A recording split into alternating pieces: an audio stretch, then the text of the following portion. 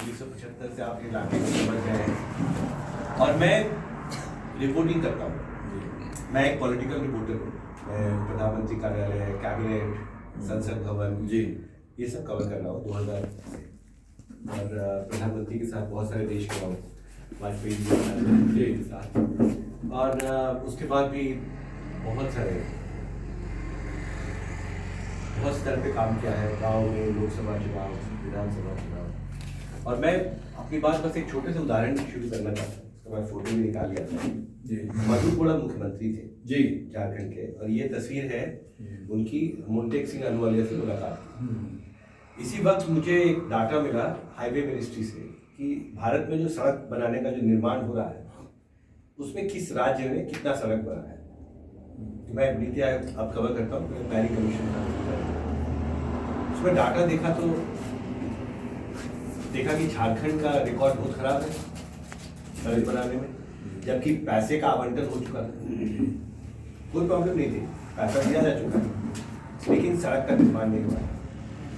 तो मैंने जब वो स्टोरी प्लान कर रहा था, वक्त की खबर आई कि मधु कोड़ा आए, दिल्ली आ गए और मोन्टेक सिंह अहलूवालिया से मिले।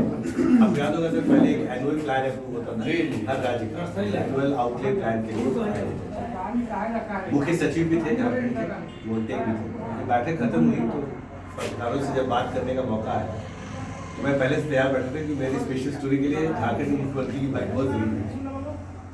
तो मैंने मधु कोड़ा जी को बोला कि 10,000 करोड़ रुपए करीब का आवंटन हुआ है झारखंड को, लेकिन सड़क आप 800 किलोमीटर बना पाए पूरे साल में, तो आप क्यों नहीं सड़क बना पा रहे?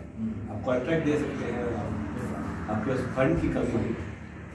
तो उन्होंने अपना वो झारखंडी भाषा में मुझे बोला, very Frank in that sense, कि इंजीनियर रहेगा तब ना बाबू बनाएगा, रोड क्या बनाएगा। तो मैं घबरा गया, मेरे पास कोई काउंटर क्वेश्चन नहीं था। मैंने कहा कि नया राज्य बने हुए इतना साल इंजीनियर क्यों नहीं है? तो आपने कैडर नहीं बनाया आप।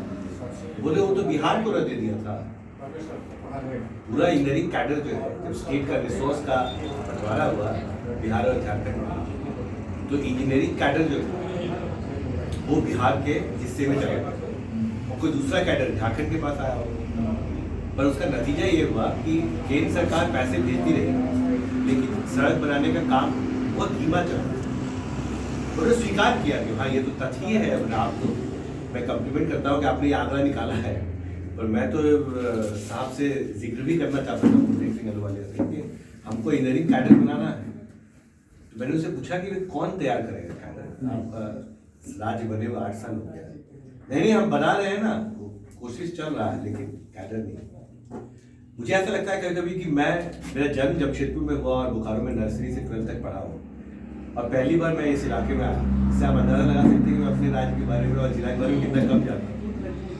लेकिन हमेशा से मन में ये सोच रहती थी कि क्योंकि छोटा नागपुर इलाका जो है वो सबसे ज़्यादा रेवेन्यू जनरेट करता है और लाइफलाइन था बिहार के लिए पुराने बिहार में, तो हमारे यहाँ वो विकास का काम उतना तेज़ी से क्यों नहीं हुआ।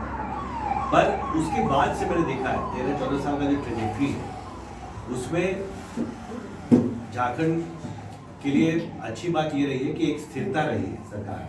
बीच में एक हलचल हुई थी, पर पिछले 10 साल से करीब करीब एक स्थिरता है, मैंडेट भी बहुत क्लियर है। और इसलिए मुझे ऐसा लगता है कि इस तरह का आइडियाज़ जो है नॉर्मली ज़िला स्तर पर बहुत कम है। जैसे एक विवेकानंद फाउंडेशन दिल्ली में है, आइडिया ये होता है कि बेस्ट ब्रेन को और सबसे एक्सपीरियंस ब्रेन को हम कैसे एक ही मंच पे लाएं और विकास की प्रक्रिया को स्थिरता के साथ और तेजी के साथ आगे बढ़ाया जाए। उसके लिए जैसे आपका अनुभव है, जैसे मान लीजिए अगर मेरे पास ज़रा सी भी क्षमता होगी तो मैं आपको बहुत महत्वपूर्ण जिम्मेदारी के लिए आपसे गुजारिश करूँगा, क्योंकि आपने इस इलाके को ज़मीन से देखा है और मुझे पता है सर सार्वजनिक तौर पर आप बहुत बातें नहीं कहेंगे, लेकिन आपको पता होगा कि संकट कहाँ है। और ये बात अक्सर ऐसा होता है कि हम सबको पता है कि where is the problem that lies, but we are helpless in addressing that. जैसे मैं एक डोमिसाइल बनाने के लिए 3 दिन लगा, रेसिडेंट कमिश्नर झारखंड के उन्होंने मुझे लंच पे बुलाया दिल्ली में, और वो कहा कि झारखंड तो नेशनल मीडिया में कहीं है ही नहीं, हिमांशु और बोकारो और लगा है। तो हम बोले कि हमारा हेमंत सोरेन का मैं इंटरव्यू करना था जब वो सांसद थे, शिबू सोरेन का इंटरव्यू भी 5 बार किया जो कोयला मंत्री थे, तो लेकिन आप हमको बुलाते ही नहीं।